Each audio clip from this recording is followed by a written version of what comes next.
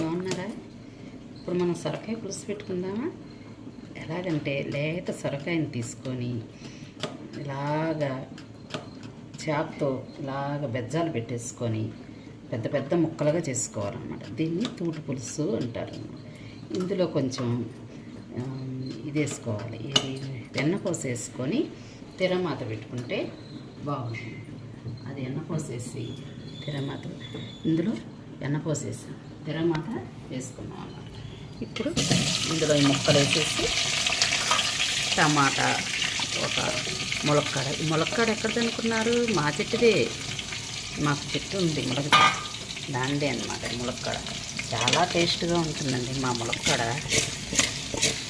ఇలాగ అనుకొని తర్వాత అందులో కొంచెంసేపు మగ్గిన తర్వాత ఉప్పు కారం వేసుకోవాలన్నమాట. వేసి ఆ ముక్కలకి బాగా పట్టాలన్నమాట. ఉప్పు కారం పడితే అప్పుడు చాలా బాగుంటుంది.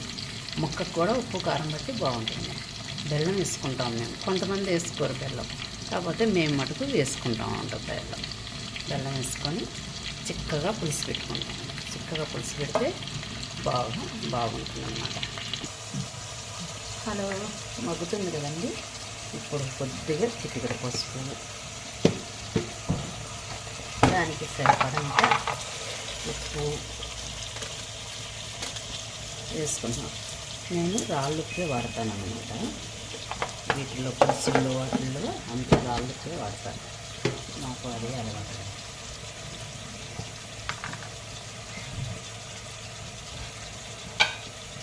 ఇప్పుడు కారం,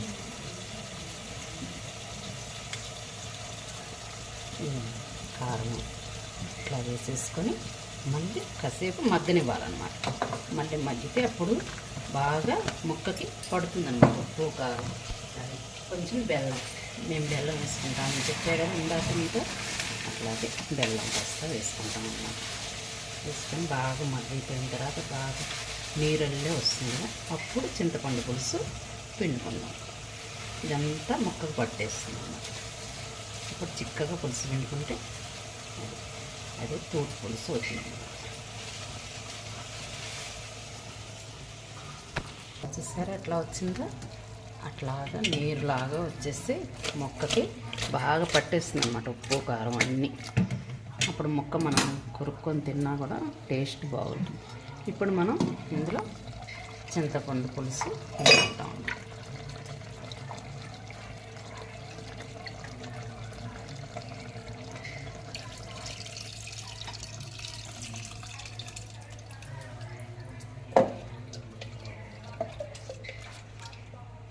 దాన్ని మళ్ళీ బాగా మనం మరగనిచ్చుకోవాలి. మరగనిచ్చుకుంటే బాగా దగ్గరికి అవుతుంది పులుసు.